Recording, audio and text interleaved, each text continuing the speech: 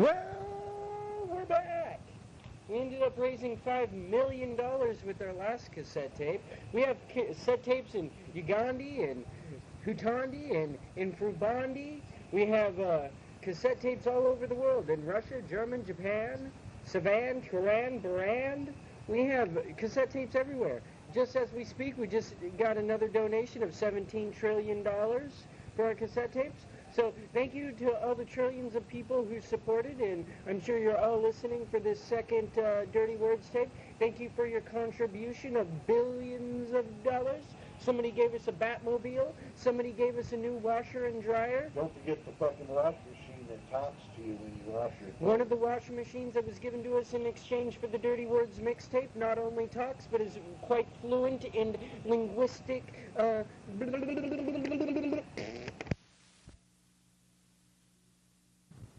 In the embassy 11, throwing my picket signs to the ground. Think I take my chances with the three-headed hound, huh? Clean blood, simple as that. Rather be a ghost than an angel in rags. Send me back to earth in my ethereal form. Still want the tail in them dope-ass horns, so red skin. Down to the stage, make a little puddle right there. And at the end of our, like from here to that couch, there was a puddle of course, a little pond that chips right down in that rolling around. Butt naked. Throwing mud at her husband saying, "You never let me have any fun." He said, "You're naked." I know! I'm running my wrong right side! Reminds me of the 60s. It's exactly what it was like. And I bet I heard trucking 5 times that day. They just didn't go off the, once they got on the stage, they didn't even go off the stage. One of them would say, "I gotta go piss." He'd go to the back. Then when I'm gonna go get a drink, he'd go get, but music continuously. Never did they collectively go off the stage until it was over. People that smoke joints are dirty. I mean, you get ashes everywhere. It smells continuously. It's just a bad thing. Joints are a bad thing. Roll them up, smoke them, and get on down. Is Jackson still working on that case downtown? Really?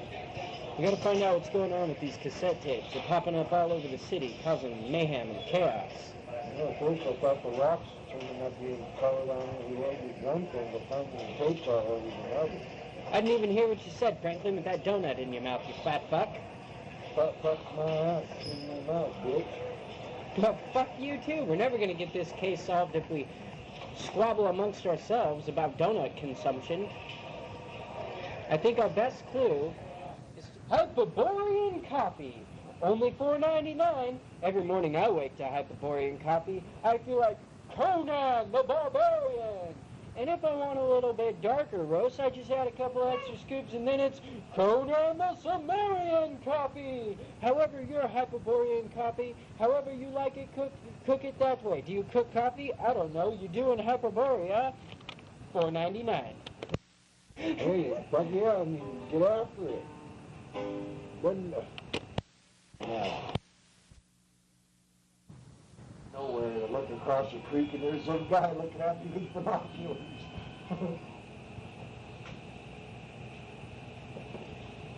I was back when it was pretty... 20 years ago, plus. So tell the story. Well, there's about 10 acres out there off Alder Creek Road. And there's a half-built cabin. The main beam was there and some of the outside poles were there, and that's about it. And anyway, we got out of the car, and I looked around and I thought, fuck, we're in the middle of nowhere. Because we drove like a long time on the dirt road before we turned off to go there. And I was looking around, I told Betty, I said, man, I said, you know we're in the middle of nowhere. Ain't nobody can see us out here. And I looked across the creek, and there was a man standing there on the edge of the fucking mountain with binoculars looking at me. I thought, oh, is that right? Well, I can do that too. So I got in the Jeep, got my binoculars out, and put an eye on him. He put an eye on me, and then about 20 minutes later, there was this big old roaring crashing down the road. I thought, who the fuck is that? And it was Greg, and he gets out of the truck and goes, "Hi, you guys, how you doing? My name's Greg. I live across the creek." "Well, my name's Dad, this is Betty, and that's Elizabeth." And Giovanni, I think he was there too. Anyway, he says, you guys want to smoke a bowl?" I thought, "Well, yeah, I can smoke a bowl, but we got work to do." And he goes, "That's all you guys been doing over here is working." He says, "You ain't never going to get nothing done." I said, "I'm working so I can have a place to sleep with my family this winter. That's what makes me work all summer long." He goes, yeah. And I go, "How much wood you put up yet, Greg?" Because I thought he'd been there for years in that log cabin, right? I didn't think that they just moved out there the same time as we did. And what was I saying now? Asking Greg if he had, Oh yeah, I asked him if he had put any wood up yet. He goes, "No, not yet. I got plenty of time." I go, "Well, let me tell you a little secret. Summertime is when you get ready for winter. That's just the fucking way it is in the mountains. You gotta fucking keep your ass warm and dry in the winter. And I'm building this cabin to do that. You'll never get it built in time." So yeah, I will before the first snow. I'll have that cabin built. So me and your mom worked on it about 2 more days, and here he come again. "You guys want to smoke a bowl?" So yeah, I guess. So we got off the roof and smoked the bowl. I told Betty, "Hell, I'm stoned. I ain't gonna be able to do nothing for an hour or so now." Greg said, "Okay, guys, I'll see you later." Every day or two, here come Greg down the road. "You guys want to smoke a bowl?" So come to find out, Charlie's dad passed away and left him a wood stove. His stovepipe went out on him, blew out, because it was the old pipe. He didn't replace it when he moved in. So me and a couple of guys got together. We found a couple of elbows and some cutouts and this and that, and found enough pipe to fix his stove. So we went over there and said, "We got you covered, bro, because you just moved out there, right? And you take care of your neighbors out there." And I go, "Well, we're going to go ahead and set you up." He goes, "What do you mean?" I go, "We got all this stuff to fix your pipe. Guess what?" I already know because I know Greg. I said, "Fuck you. You ain't." I thought, "God damn, you stubborn bastard." Well, I gave it to him. He's lived out there 20 years now, and he ain't fucked up yet. Yeah, Greg's the definition of an anarchist for sure. That you can be nowadays. You can't discuss any kind of politics with him. He goes, you know what? Okay. Me and Crazy Wayne left Lompoc, California on the west coast. They're off 101 on 1. Anyway, we left there for Oklahoma in a 48 Dodge pickup where the front steering was going out and the wheel was just shaking, rattle back and forth going down the road. We drove that motherfucker all the way to Oklahoma. And of course it took us a month to get there, but we did everything but bar hop to watching TV in the back seat of the car. But we get to Oklahoma, and there's this restaurant open. So it's a pretty nice restaurant, but we wanted to get some coffee, right? We've been on the road for 30 days or better. So we wanted to relax and drink some coffee. We're at our destination. And your mom comes up and says, "Can I help you boys?" Oh, that's crazy way of doing this motherfucker right here. And we go, "Yeah, we'd like some coffee." So she brings us some coffee, and she goes, "Anything else?" We go, "No, we ain't got the money for anything else." Crazy Wayne goes, "Watch this. You see these old people sitting behind us?" I heard. He goes, "Watch this." And he turned around and stuck his finger way up his nose, reamed it, and stuck it in his mouth and grinned at him. They got up and left. Me and Crazy Wayne and over and sat down, ate the meal. That was too cool. Your mom said she couldn't be. Then your mom, she tells me, I said, "Where's your old man at?" She goes, "He's at work." I go, "Well, we ought to come by there and drink some beer with you and party out." She goes, "Okay." Ignorant as could be back then. So she tells us her address. So we go over there, and a big fucking Indian, about big as butt, answers the door. And I go, "Hi, you Rocky?" He goes, "Yeah." I go, "We come to party. Your old lady gave us your address," and he looks at his old lady. So we figured we'd come over and drink some beers and party a little bit. And that's where I started. I was checking her out from there on out. And everybody knew it, too. Everybody knew it. That fucking Deadeye, he's crazy over Betty. But everybody said, "You ain't never going to get that little pretty motherfucker." She didn't weigh 100 pounds. 5'2", 100 pounds. She's just a little dinky motherfucker. Tom's Chocolate Savior. Tom's Chocolate Savior. Taking apart of what's wicked in life, and I'm feeling the pain of the push of the knife, and I'm making a wish, and I'm tossing it twice, and a quarter a well, and a penny called life. Hope, but don't think it won't save me a savior. Chocolate dipped, he's wrapped in foil paper. Hoping I know that I'm walking a road, and I'm feeling the pain of the cold. Throwing a quarter in, hoping a dream, and I'm putting the work that I'm wanting to see. Chocolate, all wrapped up nice. It ain't gonna take credit for my work in life. Weather gets rough and it's whiskey in the shade. Best to wrap your savior up in cellophane. Flows like the big muddy, but that's okay. Pour him over ice cream for a nice for pay. Taking apart of what's wicked in life, and I'm feeling the pain of the push of the knife, and I'm making a wish, and I'm tossing it twice, and a quarter a well, and a penny called life, and I'm hoping I know that I'm walking a road, and I'm feeling the pain of the cold. Throwing a quarter and hoping a dream, I'm putting the work that I'm wanting to see. Mantis God reporting. Mantis God reporting. 5, 4, 3, 2, 2, 2, 1. This is Mantis God. This is Mantis God. Your chewing has become quite loud. I can hear it with my mantis ears from across the room. It has my knees shaking. It has me buckling. The sound of you eating. Over. Transmission. Mantis God, I have got your message about the loud eating.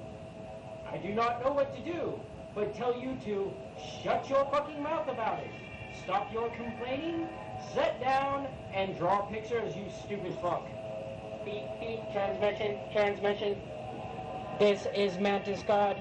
You can also, too, suck my nuts, and also, too, with a spoon, go ahead and eat my asshole.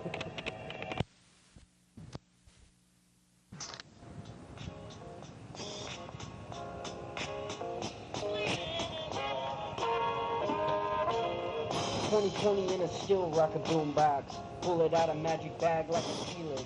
'Cause every rap cat wanna do tricks. That's why we wake up to fuck with linguistics. Sorry I don't look like your typical rapper. I'd have to give a shit first, but that shit don't matter though. I'm a matador, dodging bulls, or a batter doors. I'm mad and a fool.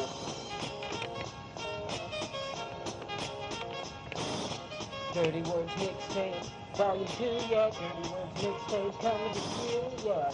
Dirty Words Mixtape, Dirty Words Mixtape. Dirty Words Mixtape, yeah. Dirty words,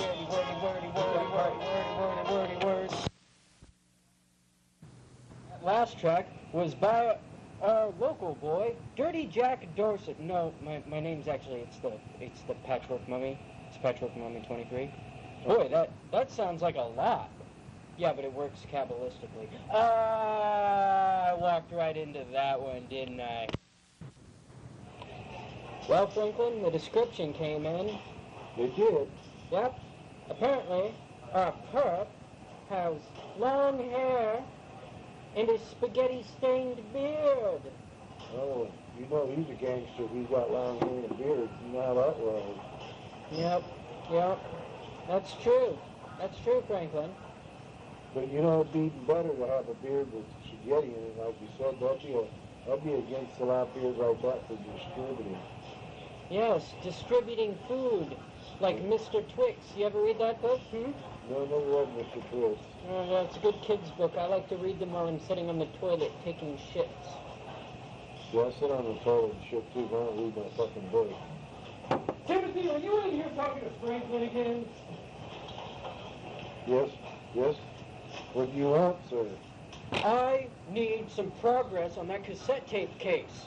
They're spread out all over the city. People's buttholes are palpitating. Mothers are starting book clubs things irrelevant to what I'm talking about. Go figure it out. All right, Franklin, let's get on the job.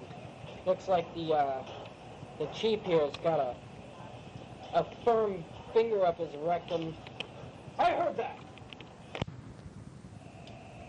Soon enough, communication will be complete.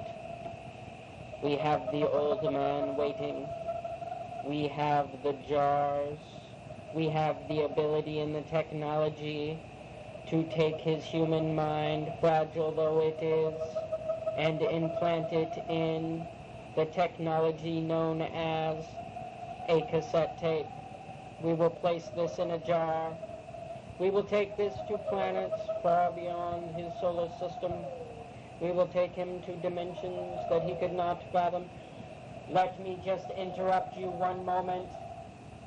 You're going to interrupt me right now in the middle of my speech. Yes, we must interrupt you one moment. I do believe that you are drawing references from an H.P. Lovecraft story called The Whisperers in the Darkness. Yes, I know, but it's actually, in fact, no, it's an original idea. No, it's not. It's not an original idea.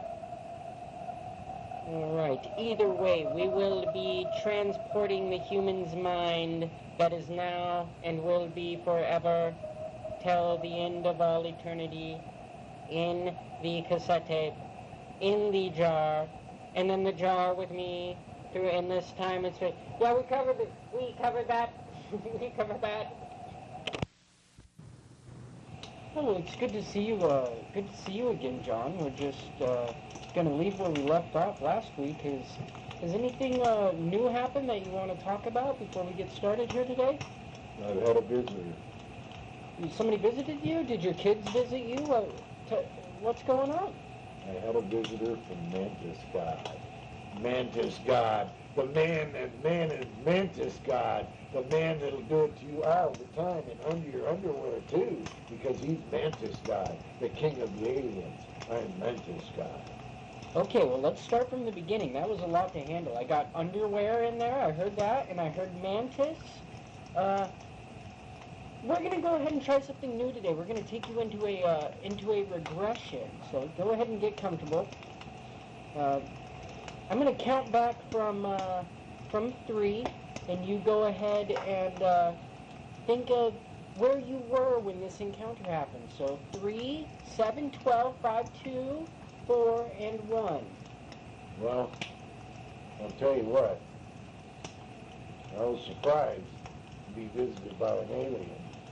But I was out in the church praising God with everybody. The Mantis God came right through the cross and went, I am Mantis God, king of aliens. And I thought, man, get down with your bad self, aliens God.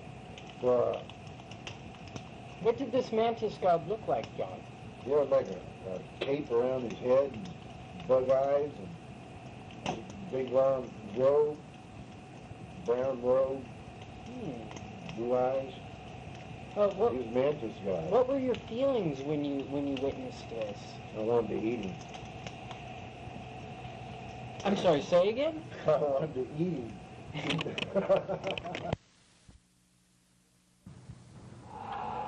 Have you brought the patient in? Not yet. He's still in the store outside. Okay. Let's keep him on ice for a second. We gotta have them clear the room out real quick before we get going. Give me a lowdown. What part of Arkham is this boy from? From the south side. From the south side of Arkham, huh? One of those Federal Hill boys, huh? Yeah. You got that right. Go ahead and strip him down to his fucking asshole and balls. Alright, we're getting him stripped down here. So there's nothing else that we know about this, what's his name here? Let me look through my, Figures right there. Von Mackin-Arthur. Yes, it looks like resides from South Arkham. Okay, let's get him in here. Let's get him into the observation room. Get your fucking ass in the chair, boy. Hand me the scalpel. Give the man a scalpel. Let's get on with it. I've seen a shag-up. I've seen a fucking shag-up, I tell you. We heard you the first time. Shug off, shug off, shug off. Nobody believes in no fucking shug offs. I've seen a shug off. I don't think he's saying, I think he's just fucking dreaming. Mm-hmm. Get me the scalpel.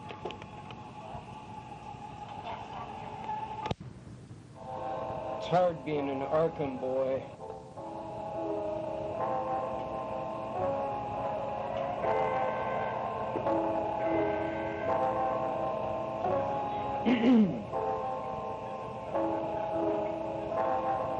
Friends enrolled in Miskatonic, family in Arkham. I'm having dreams of gods that are all long forgotten. I'll be fucked up with this sinister cycle. Dagon's a name that's inscrawled on my Bible. Friends enrolled in Miskatonic, family in Arkham. Having dreams of gods that are all long forgotten. I'm corrupted with this sinister cycle. Dagon's a name that's inscrawled on my Bible. Just the other day I came across an old tome. Saw it at a used bookstore and brought it home. Necronomicon read right across the front.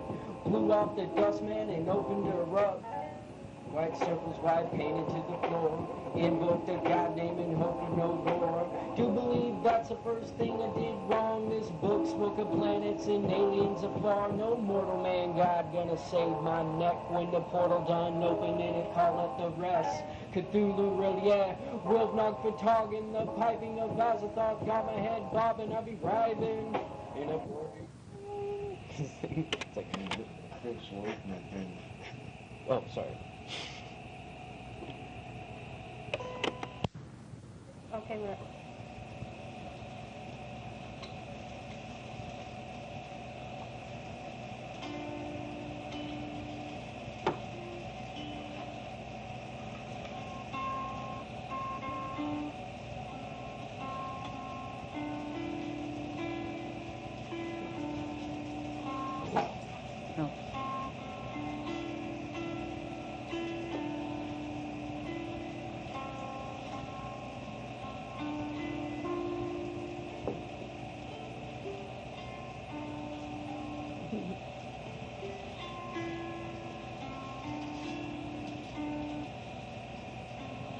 Okay.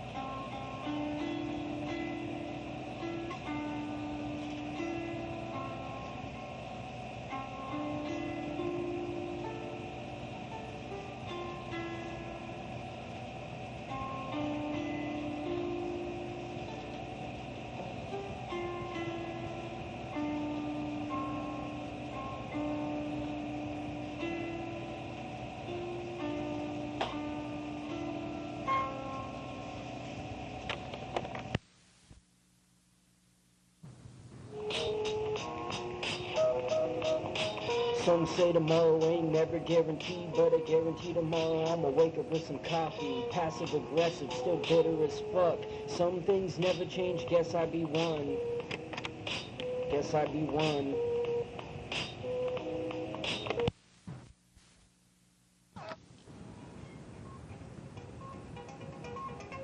Tonight on Nightly News.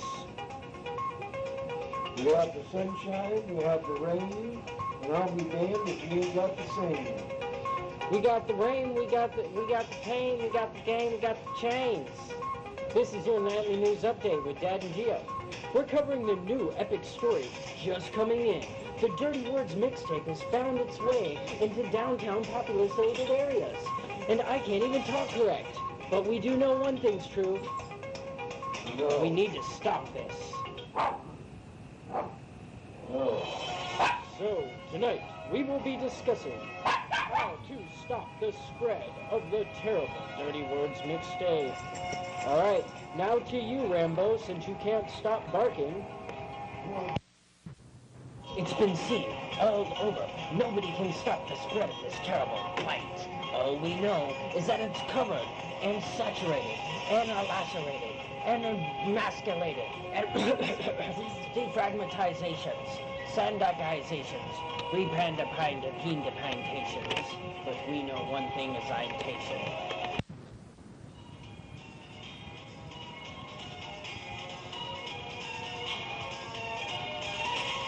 Are we rolling? Oh, we're rolling? Oh, okay. Tonight, we discuss we've already discussed it. Oh, we've already done this? Yeah, we discussed it. Oh, we discussed it already? We did.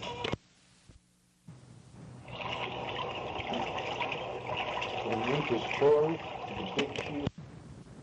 Somewhere in the waters outside of Innsmouth and near Devil's Reef, our two fishermen sit and have a conversation about times long past.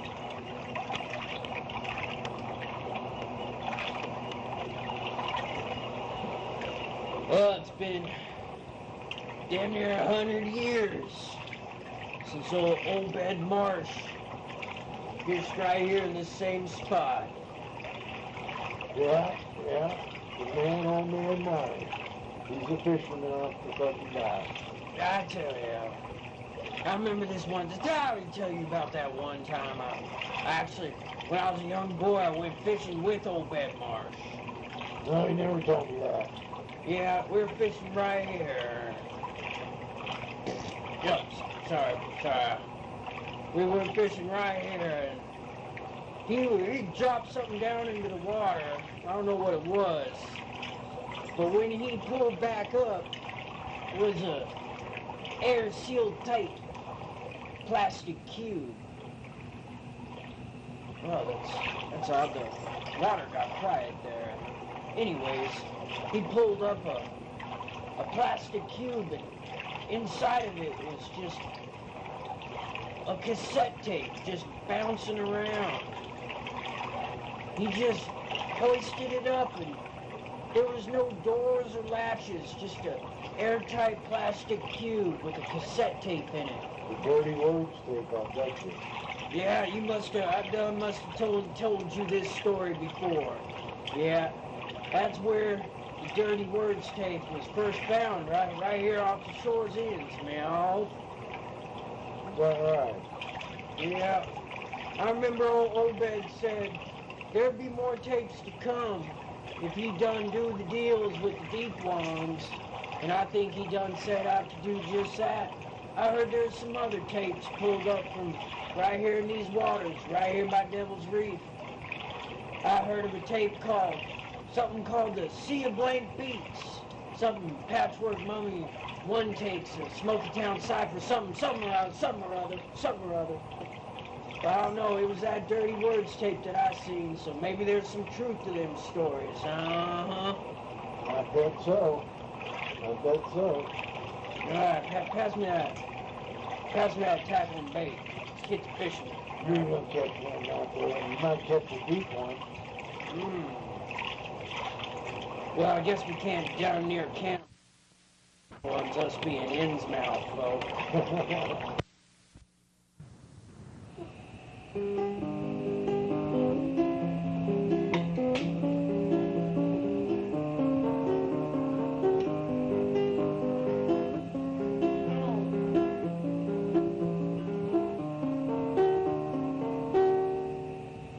Well, once I lived by Mothman. He's a good neighbor. Till one night, I looked out my window, and there was Mothman. Staring right at me. The issue with this was, I was naked, and he was staring at me naked. Mothman was looking at me naked.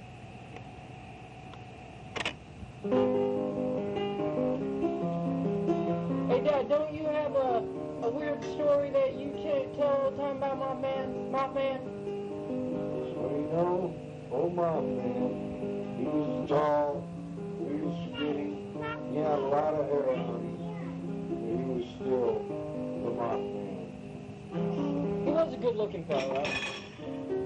I couldn't guess what kind of genitals he had, but nowadays I don't think it really matters. But he was living in the mountains, the Bitterroots in Idaho, and it was back in '86, and me and Betty had just got together, and she had a daughter that I kind of adopted. She was just 2 or 3 years old.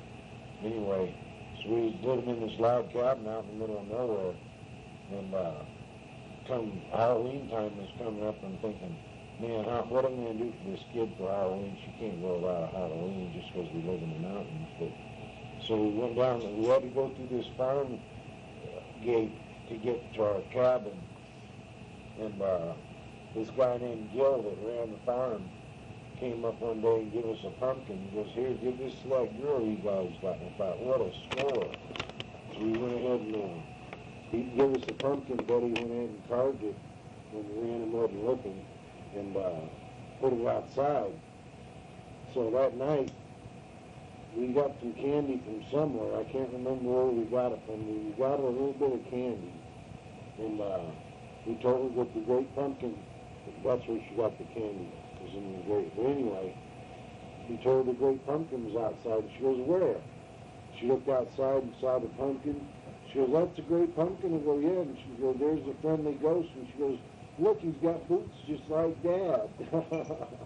So I always kind of snickered that story's carried on through Giovanni and through his son in the last few years. The generation of the Palettis carrying on the family deal we got going on there.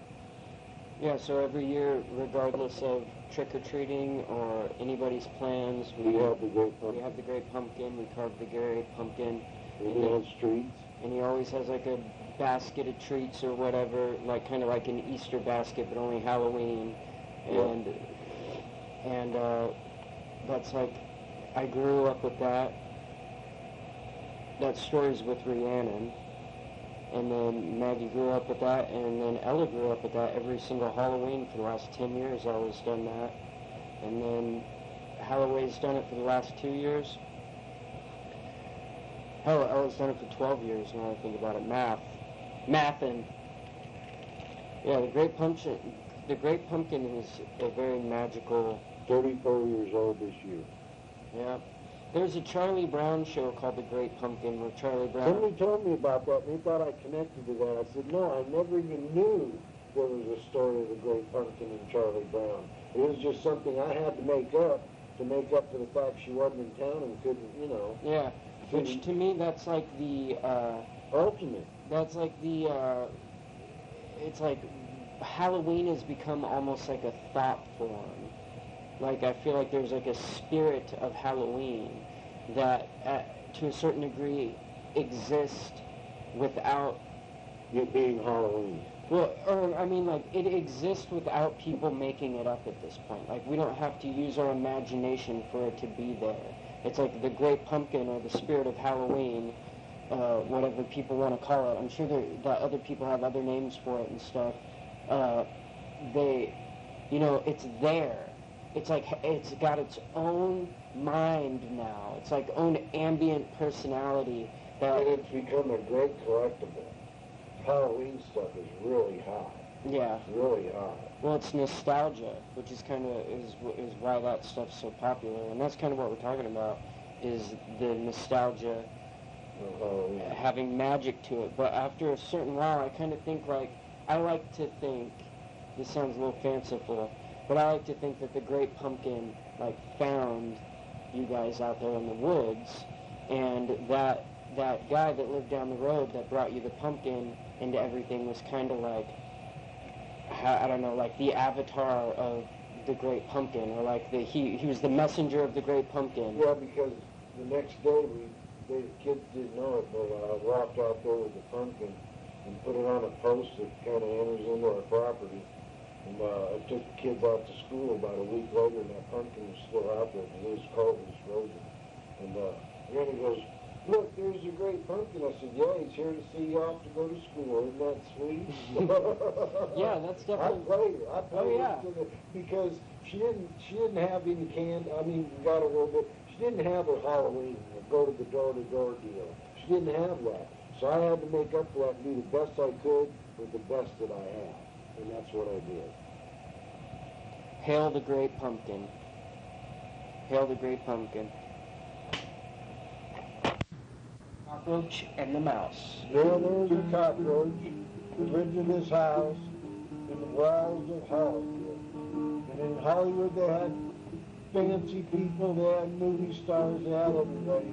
But they had the mouse in the well.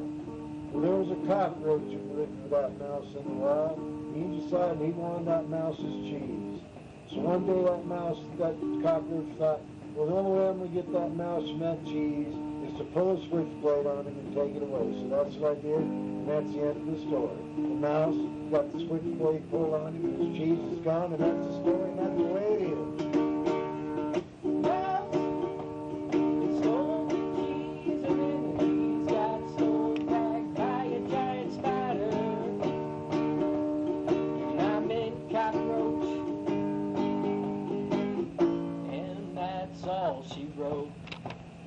But my foot's still tapping, so you better get ready for a part 2 right now with clap. No, I'm joking, we're not going to do that. It's in the early 80s in Oklahoma, and we had a friend of ours that lived there in a small town, Marietta, Sulphur, Oklahoma. And we went over there to visit him one day, and Betty, before we got together, was with her old man, and they went over there to visit him, and they said that something's going on that they had to take care of. So I said, that's cool. So I stayed in the living room and watched TV, and then this guy on a motorcycle pulls up, and I thought, fuck, what's going on? And some guy and his old lady get off the bike, some big old black-haired burly guy, and he goes in and talks to Betty, and they go in the garage and do something. He was in there for about an hour, had bloody rags and shit, and I had no idea what was going on. So the next morning I woke up, I went in there and get me a cup of coffee, and this big burly bastard comes out of the fucking back room and goes, hi, I'm a Harry. And I go, hi, I'm a Deadeye. And that's how I met Harry. I've known Harry ever since. In fact, when me and Betty got together, I sold a piece of property, and he come over where me and Betty was working, trying to make enough money to get out of Oklahoma City. He'd come over there and give me $600 on some property that I had. So that helped us out getting to Oklahoma. I mean, getting from Oklahoma to Idaho.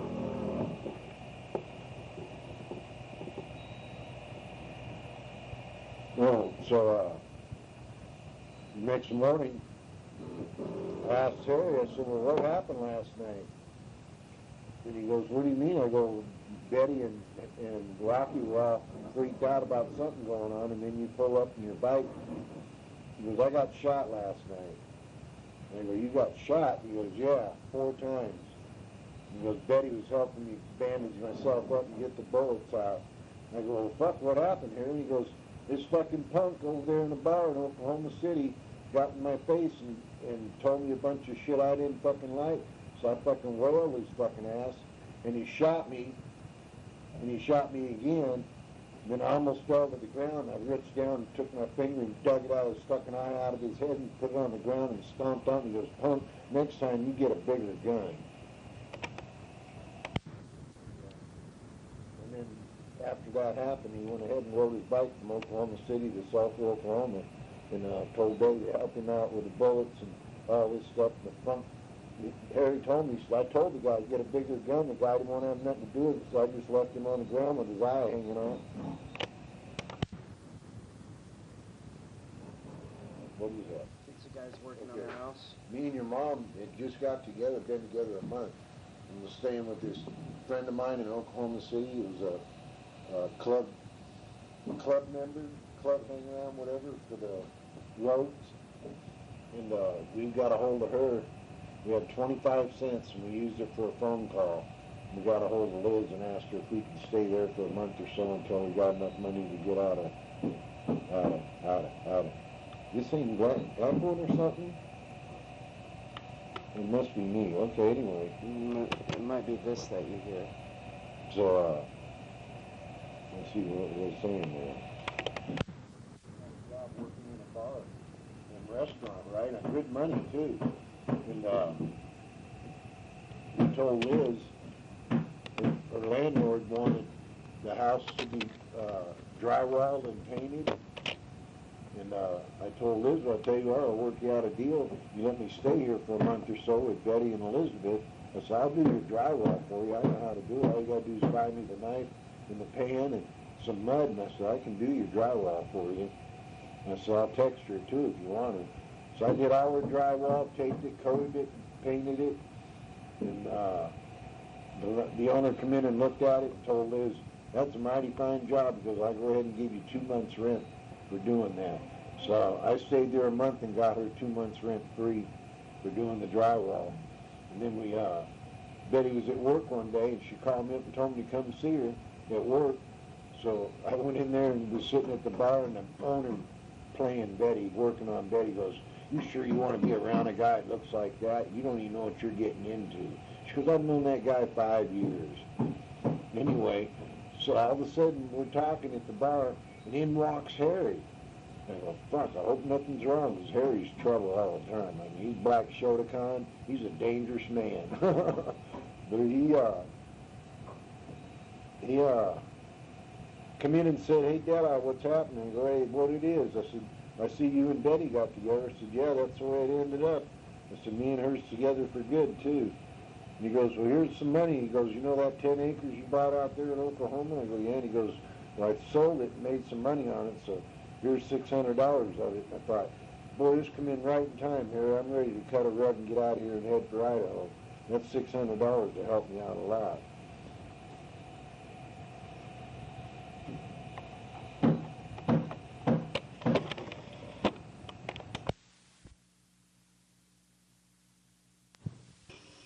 Well, goddamn, out of all the places you picked to go turkey hunting, can we get another mic check on this 3130 AV on this cassette recorder?